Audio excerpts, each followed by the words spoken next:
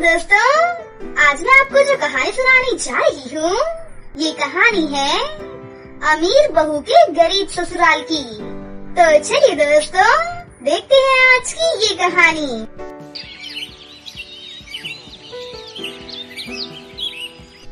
आकाश एक auto rickshaw चलाता था।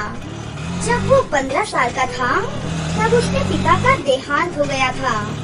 इसी कारण आकाश को ये घर की जिम्मेदारी उठानी पड़ी और कॉलेज की पढ़ाई छोड़कर पिता के ऑटो चलाने का काम आकाश ने संभाल लिया। आकाश की बड़ी बहन प्राची की शादी में उसके पिता ने जो कर्जा लिया था, उसे उतारने के लिए आकाश ने अपना घर भी बेच दिया और अपनी माँ के साथ किराए के घर में रहने लगा। आकाश की बड़ी बहन प्राची अपने ससुराल में खुश है। इस बात की उसे बहुत तसल्ली है। माँ, प्राची दीदी का मेरे मोबाइल पर फोन आया है। तुम बात कर लो, फिर मैं ऑटो लेकर काम पर निकलता हूँ। हेलो प्राची दीदी, ये लो, माँ से बात करो। हाँ बेटी, अपना अच्छे से ध्यान रखा कर, खूब खाया पिया कर, इससे बच्चे की सेहत पर अच्छा असर होगा। अब बस यही इच्छा है कि जल्दी से मैं नानी बन जाऊं और आकाश मामा। हाँ, वो तो है।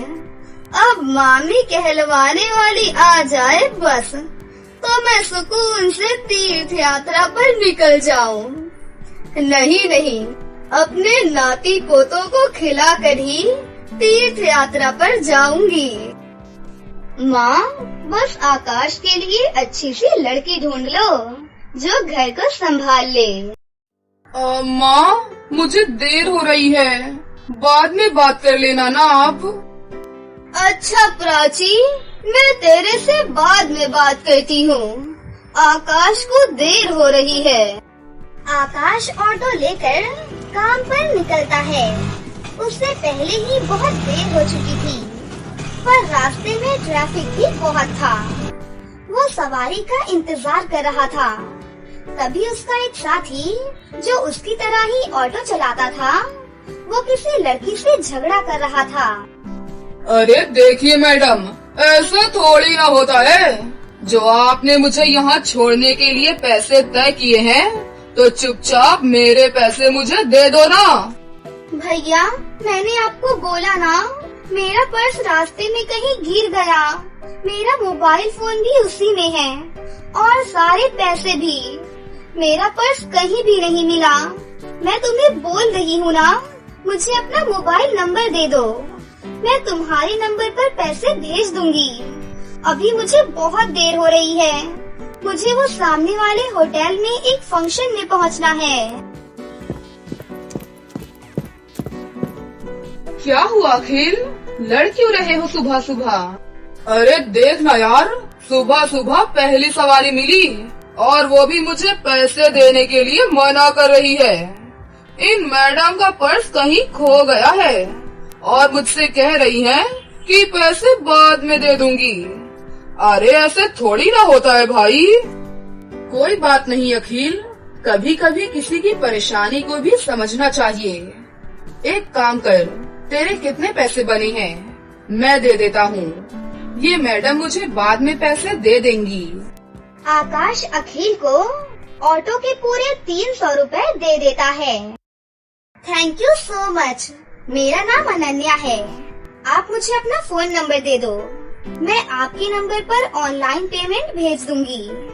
बाकी अगर मुझे देर ना होती तो मैं आपको पैसे अभी दे देती। कोई बात नहीं मैम, ये लीजिए मेरा नंबर। अनन्या नाम की वो लड़की आकाश का मोबाइल नंबर ले लेती है और अगले ही दिन आकाश के मोबाइल पर पैसे ट्रांसफर कर देती है। हेलो, आपके पैसे मैंने अकाउंट में भेज दिए हैं। आप एक बार चेक कर लीजिए और कल के लिए एक बार फिर से थैंक यू। आपने अनजान होकर भी मेरी मदद की। अनन्या और आकाश बात करने लगते हैं। अनन्या को आकाश से बात करना बहुत अच्छा लग रहा था। उसके बाद एक दो बार अनन्या की मुलाकात मार्केट में आकाश से हो ही जाती है। फिर वो दोनों धीरे धीरे दोस्त बन जाते हैं। लेकिन आकाश को पता चलता है कि अनन्या एक बहुत ही अमीर खानदान की लड़की है। तो वो उसे समझाते हुए कहता है, अनन्या, तुम बहुत ही अमीर खानदान की लड़की हो। तुम में और मुझ में जमीन आसमान का फर्क है। मैं एक मामूली ऑटो रिक्शा चलाने वाला गरीब लड़का हूँ। तुम्हारा और मेरा यूँ दोस्ती रखना ठीक नहीं है। प्लीज तुम मुझसे मत मिला करो। तुम ना मिलने की बात कर रही हो, पर आज तो मैं तुम्हें अपने प्यार का इजहार करने के लिए आई थी। मैं तुम्हें बहुत पसंद करती हूँ आकाश। मैं अपनी आगे आने वाली पूरी लाइफ तुम्हारे साथ खुलकर जीना चाहती हूँ। अनन्या ये कहते कहते फूट फूट कर रोने लगती है और आकाश उसे गले लगा लेता है। अनन्या अपनी मम्मी पापा से इस बारे में बात करती है और जबरदस्ती आकाश से शादी करने के लिए मना लेती है। इधर आकाश भी अपनी माँ और बहन से इस बारे में बात करता है और एक शुभ मुहूर्त में दोनों की शादी हो जाती है। अनन्या का स्वभाव बहुत अच्छा था। उससे इस बात से कोई भी फर्क नहीं पड़ता था कि उसके ससुराल वाले गरीब हैं। ना ही उसने कभी इस बात की कोई शिकायत की। अनन्या, तुम मेरे साथ शादी करके खुश तो हो ना? हाँ आकाश, मैंने तुम्हें दिल से प्यार किया है। मैं तुम्हारे साथ बहुत खुश हूँ। माँ जी, प्राची दीदी सब मुझे कितना प्यार करते हैं। मुझे तो महसूस ही नहीं हुआ कि मैं अपना घर छोड़ कर आई हूँ। तभी अनन्या की सास भी वहाँ पर आ जाती हैं। जीती रहो बहू, हम बहुत भाग्यशाली हैं कि इस घर को तुम्हारी जैसी बहू मिली। अनन्या भाभी, ये देखो, मैं आपके लिए नई साड़ी लेकर आई हूँ। आज आप शाम को कीर्तन में यही साड़ी पहनना। प्राची दीदी, ये साड़ी तो बहुत सुंदर है। ठीक है, पर एक शर्त पर। आज आप मुझे खुद ही तैयार करोगी, प्रॉमिस? अनन्या की बातें सुनकर प्राची की आंखों में आंसू आ जाते हैं। उसने कभी सोचा ही नहीं था कि उसे इतनी प्यारी सी भाभी से इतना प्यार और सम्मान मिलेगा।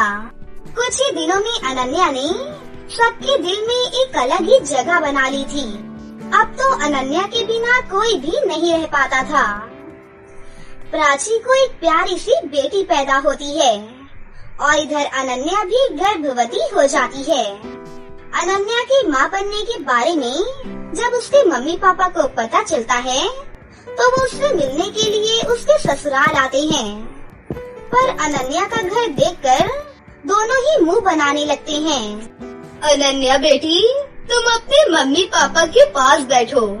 रसोई से चाय और नाश्ता मैं ले आती हूँ।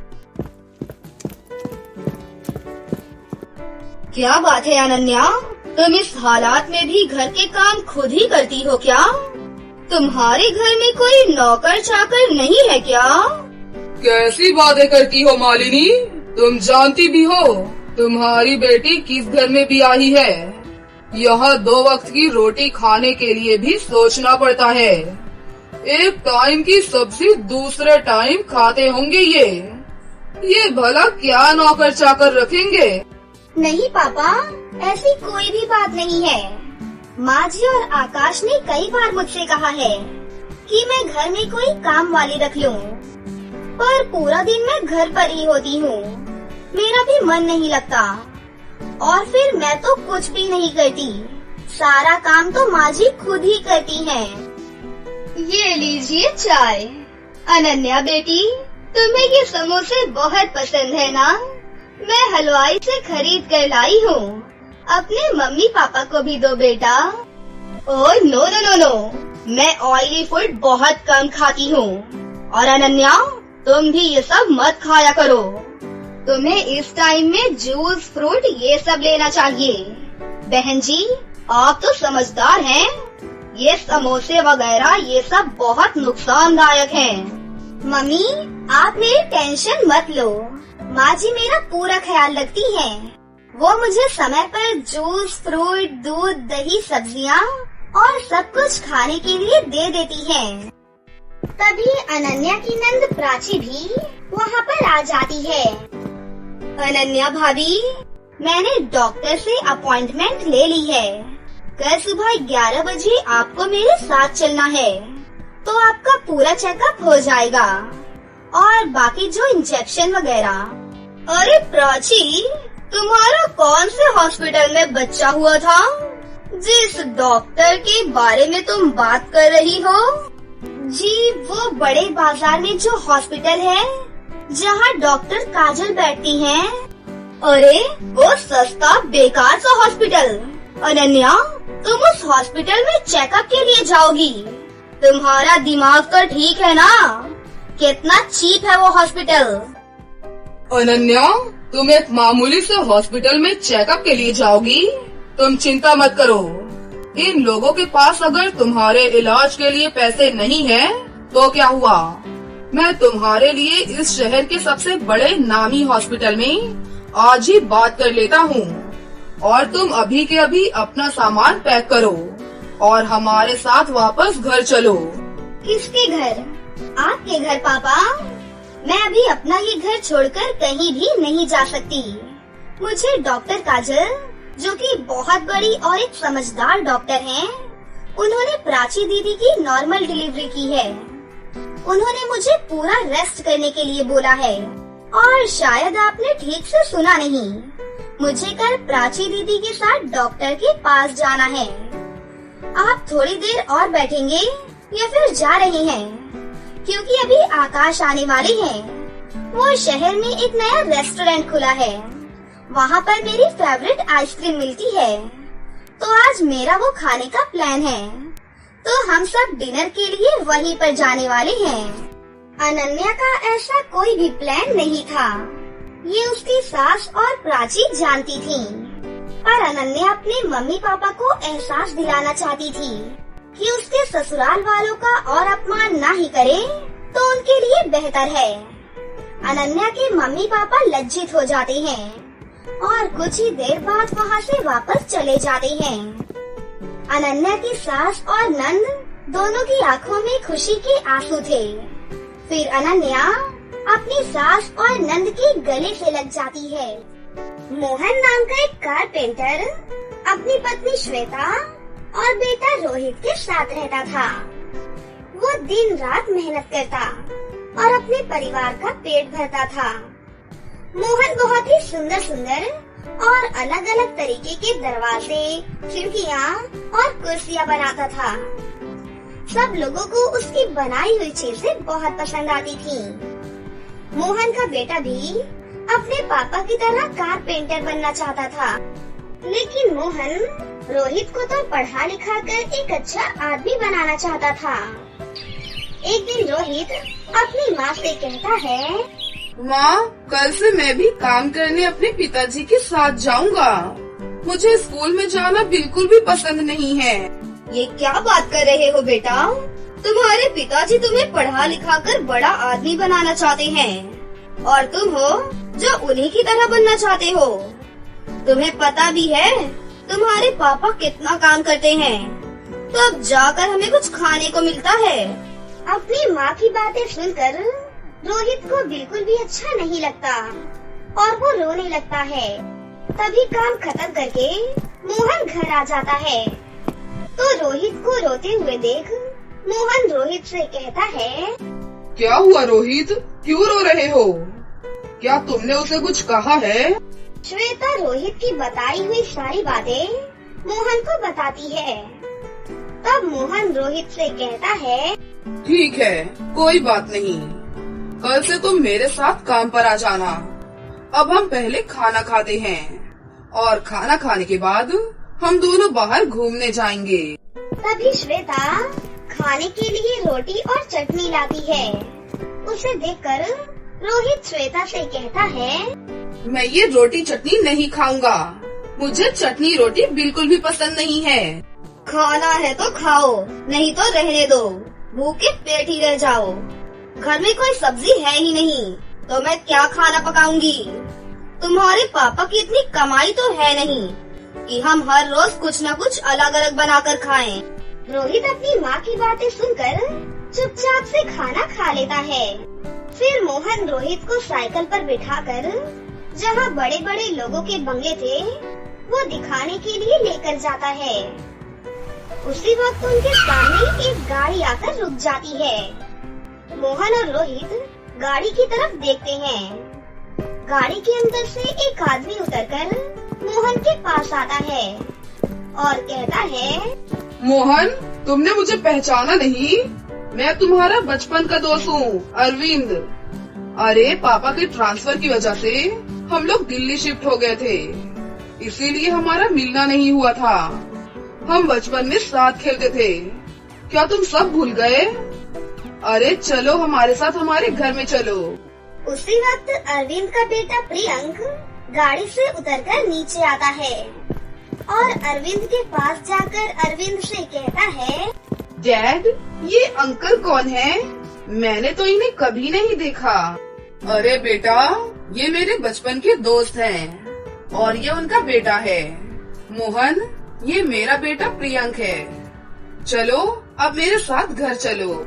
अरे अरविंद, आज नहीं, फिर कभी आऊँगा। अरे बिल्कुल नहीं, यही तो रहा मेरा घर, चलो अंदर। मोहन कुछ भी नहीं बोल पाता और वो अरविंद के घर के अंदर चले जाते हैं। अरविंद का घर इतना बड़ा और सुंदर था कि मोहन और रोहित घर को बस देखते ही रह जाते हैं। तभी वहाँ पर अरविंद का नौकर आता है। हरी, मोहन के लिए चाय और रोहित के लिए जूस लेकर आओ। उसके बाद नौकर चाय और जूस लेकर आता है और मोहन को चाय और रोहित को जूस देकर वहाँ से चला जाता है। उसी वक्त प्रियंक अरविंद से कहता है, डैडी, आज पढ़ाई करवाने की बारी आपकी है। आप मुझे ये मैथ का प्रॉब्लम प्लीज सॉल्व करवा दीजिए ना। अरविंद मोहन और रोहित को लेकर प्रियंक के कमरे में लेकर जाता है। प्रियंक का कमरा बहुत ही बड़ा था। जितना मोहन का घर था उतना बड़ा प्रियंक का कमरा था, जहाँ पर बड़े बड़े खिलौने, नई नई किताबें, लैपटॉप्स और कंप्यूटर रखे हुए थे, जो देखकर रोहित चौंक जाता है। प्रियंक अपना लैपटॉप स्टार्ट करता है। डैड, मुझे लैपटॉप पर ही मैथ का प्रॉब्लम सॉल्व करके बताओ। ठीक है बेटे, मैं तुम्हें अभी सॉल्व करके दिखाता हूँ। रोहित बेटा, तुम भी आओ। रोहित प्रियंक के लैपटॉप को देखता है तो देखता ही रह जाता है। उसे लैपटॉप देखकर बहुत खुशी होती है। थोड़ी ही देर में मोहन और रोहित अपने घर लौट जाते हैं। घर जाते जाते रोहित मोहन से, पापा, मुझे भी प्रियंक जैसा ही लैपटॉप चाहिए। बेटे, हमारी लैपटॉप खरीदने की हैसियत नहीं है। हम 2 वक्त की रोटी भी बड़ी मुश्किल से खाते हैं, तो मैं तुम्हें नया लैपटॉप कहाँ से लाकर दूँ? रुको बेटा, मैं अभी आता हूँ। मोहन पास की ही दुकान में जाता है और दुकान से पुराने एक साइड से प्लेन कुछ पेपर इकट्ठा करके लाकर उसे दे देता है। पिताजी, ये तो पेपर है, मैं इसका क्या करूँ? बेटा, तुम इसके ऊपर अपनी पढ़ाई कर सकते हो। हमारे पास तो कोई लैपटॉप नहीं है, लेकिन अगर तुम चाहो तो इसके ऊपर लिखकर पढ़ाई कर सकते हो। यही तुम्हारा लैपटॉप होगा। अपने पिताजी की बात सुनकर रोहित बहुत दुखी हो जाता है। अब वो मन में ठान लेता है और मन ही मन सोचता है, अब मैं बहुत पढ़ाई करूँगा और एक बड़ा आदमी बनूंगा। अब घर जाकर वो दोनों सो जाते हैं। दूसरे दिन सुबह उठकर मोहन रोहित से कहता है, रोहित, उठो, चलो, तुम आज मेरे साथ काम पर आना चाहते थे ना? चलो जल्दी से तैयार हो जाओ। नहीं पापा, मैंने सोच लिया है कि मैं भी अरविंद अंकल जैसा बड़ा आदमी बनूंगा और मेरे साथ साथ आपके सारे सपने पूरे करूंगा।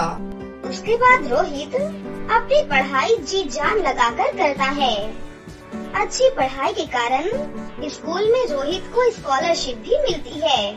स्कॉलरशिप मिलते ही रोहित बहुत ज्यादा खुश हो जाता है और घर आकर रोहित अपने पापा से कहता है, पापा देखो, मुझे स्कूल से स्कॉलरशिप मिली है। अब मैं इस स्कॉलरशिप से कंप्यूटर खरीदूंगा।